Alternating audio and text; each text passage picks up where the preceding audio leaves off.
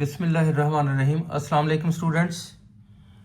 आज का हमारा लेक्चर जो है वो लेक्चर नंबर 28 है और 9th मैथमेटिक्स चैप्टर नंबर 2 हमने स्टार्ट किया हुआ है लॉगरिथम का, और उसकी एक्सरसाइज हम कर रहे हैं 2.2। आज हमारा क्वेश्चन नंबर 3 है। क्वेश्चन नंबर 3 है क्या जी? Find the value of x in each of the following. ये जो नीचे क्वेश्चन दिए हुए हैं इनमें से हमने x की वैल्यू फाइंड करनी है। तो कैसे फाइंड करेंगे? अगर हमने x की वैल्यू फाइंड करनी है तो स्टूडेंट्स मुझे लॉग को खत्म करना है। जब मैं लॉग को खत्म करूंगा तो वो उसकी एक्सपोनेंशियल फॉर्म बन जाएगी। एक्सपोनेंशियल फॉर्म में ये नंबर बनेगा 64 is equal to x raise to power 3। ये वाला बेस जो x है उधर जाकर भी बेस ही बनना है और सामने वाला नंबर पावर में जाना है। तो in exponential form 64 is equal to x raise to power 3 ऐसे लिखा गया। अब चूंकि मुझे x का आंसर लेना है, ये जो आंसर है ये x की पावर 3 का है। मुझे ये 3 को खत्म करने के लिए इसका क्यूब रूट लेना पड़ेगा, क्योंकि ये क्यूब है तो इसका क्यूब रूट लूंगा तो क्यूब से क्यूब रूट कैंसिल हो जाएगा। तो इसका स्टूडेंट्स मैंने क्यूब रूट लिया। ये देखिए रूट के अंदर 3 भी डाला है, इधर भी ये डाल दिया। ये अब आपका क्यूब जो है क्यूब रूट के साथ कैंसिल हो गया है। और ये 64 जो है ये 4 की पावर 3 होती है। इसका क्यूब भी क्यूब से कैंसिल हो गया, क्यूब रूट से कैंसिल हुआ। तो इस तरह x इज इक्वल टू 4 आ गया। दोबारा देख लें, हमने इसमें से x की वैल्यू फाइंड करनी है। उसके लिए मुझे लॉग को खत्म कर देना है। अगर मैं लॉग को खत्म कर दूंगा तो वो एक्सपोनेंशियल फॉर्म बन जाएगी। In exponential form 64 is equal to x raise to power 3 ये बन गया। अब चूंकि मुझे x का आंसर चाहिए, ये वाला आंसर x की पावर 3 का है, तो ये जो x के ऊपर क्यूब लगा है इसको खत्म करना है। क्यूब खत्म होगा क्यूब रूट से। ये देखो क्यूब रूट मैंने लिया है दो बोथ साइड का, तो ये क्यूब क्यूब रूट से कैंसिल हुआ। तो रूट रूट से कैंसिल होने के बाद इधर, अच्छा ये सपोज दैट ये नहीं, इसको रहने देंगे, ये कैंसिल नहीं किया, ये नीचे कैंसिल कर दिया। 64 को लिखा 4 की पावर 3 और इसका क्यूब भी क्यूब रूट से कैंसिल हुआ और इसका क्यूब भी क्यूब रूट से कैंसिल हुआ।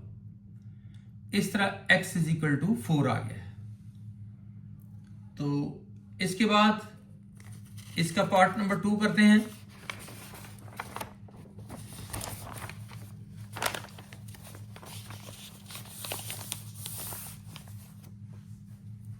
पार्ट नंबर 2 है हमारे पास।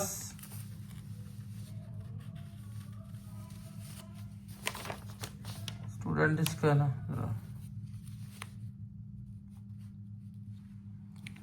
log 1 to the base 5 is equal to x। तो x का आंसर लेने के लिए इसको एक्सपोनेंशियल फॉर्म में लिखेंगे। log खत्म हो जाएगा, सामने वाला नंबर 1 अपनी जगह पे रहेगा और ये बेस उधर जाकर बेस बनेगा। लिखा जाएगा 1 is equal to 5 raise to power x। 1 is equal to 5 raise to power x और log खत्म हो गया। अब क्योंकि मुझे x का आंसर लेना है और x इस वक्त पावर में है, तो 1 का भी कुछ ऐसा ही करो कि आपको इधर बेस 5 है तो उधर भी बेस 5 बन जाए। देखिए हमारा जिसकी वैल्यू हमने लेनी है वो x पावर में है और उसका बेस 5 है, तो मैं चाहूंगा कि इधर भी बेस 5 बने और पावर कुछ बन जाए ताकि मैं बता सकूं कि x किसकी इक्वल है। 1 को मैं लिख सकता हूं 5 रेज़ टू पावर 0, इस फॉर्म में लिख सकता हूं। अब देखें बेस एक जैसे हो गए और अब आपका x है x इज इक्वल टू 0। ये देखें यहां पर 1 था, 1 जो है उसको आप 2 की पावर 0, 3 की पावर 0, 4 की पावर 0, 5 की पावर 0 कुछ भी लिख सकते हैं। चूंकि इधर हमारा x पावर में था और उसकी बेस 5 थी, मैं चाह रहा था कि इधर भी बेस 5 बने इसकी, तो मैंने 1 को लिख दिया बेस 5 और उसकी पावर 0 लगा दी, जो कि 1 के इक्वल ही है, कोई फर्क नहीं पड़ा। और अब आपका x जो है वो नजर आ रहा है कि वो 0 के इक्वल है। इसी तरह पार्ट नंबर 3 में आ जाए, log 81 है to the base x is equal to 1। अगर आप x का आंसर निकालना चाहते हैं तो log को खत्म करना होगा और इसकी एक्सपोनेंशियल फॉर्म बनानी होगी। In exponential form 8 is equal to x raise to power 1। Log खत्म हो गया ना, 8 सामने वाला नंबर यहीं रहेगा और ये बेस उधर जाकर बेस बनेगी। 8 is equal to x raise to power 1 इस तरह आ गया, ये पावर 1 है, ठीक है।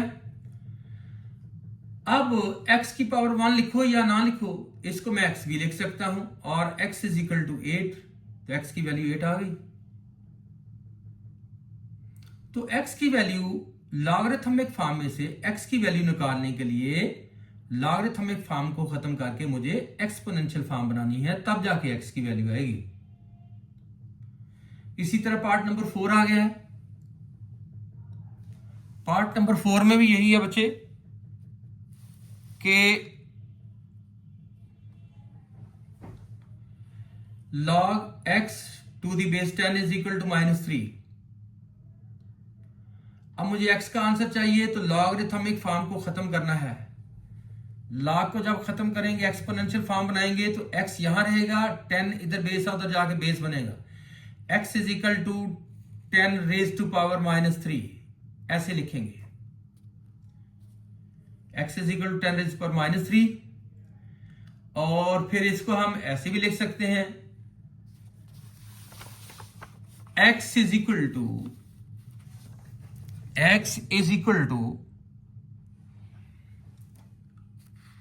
1/10 की पावर 3, नीचे जाके पावर प्लस की हो गई है, और 10 की पावर 3 मीन 1000, 1 के साथ 3 0, 1/1000 आ गया, ये x की वैल्यू आ गई है। पार्ट नंबर 5 में भी हमने x का ही आंसर निकालना है और ये इस वक्त लॉगरिथमिक फॉर्म है, ये लॉग लगा हुआ है। अगर हमें x का आंसर चाहिए तो ये लॉग मुझे खत्म करना है। जब मैं लॉग खत्म करूंगा तो ये इसकी एक्सपोनेंशियल फॉर्म बन जाएगी। एक्सपोनेंशियल फॉर्म में क्या बनेगा, x is equal to 4 raise to power 3/2। In exponential form x is equal to 4 raise to power 3/2। अब 4 को मैं लिख सकता हूं 2 की पावर 2, 4 का लिख दिया 2 की पावर 2 और ब्रैकेट लगा के ऊपर पावर 3/2। अब ये वाली पावर इस पावर से क्या हो जाएगी, मल्टीप्लाई।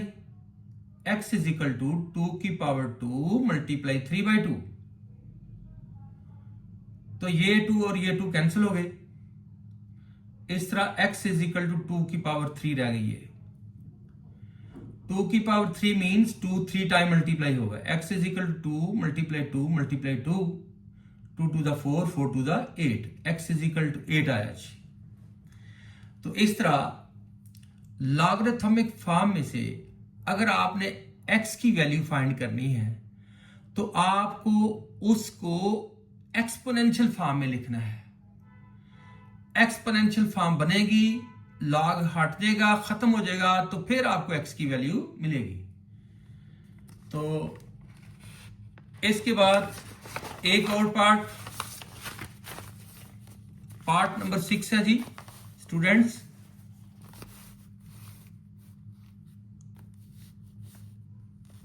पार्ट नंबर 6 है log 1024 1024 to the base 2। log 1024 to the base 2 is equal to x। और मुझे इसमें से आंसर चाहिए, ये लॉगरिथमिक फॉर्म है, लॉग लगा हुआ है तो लॉगरिथमिक फॉर्म है।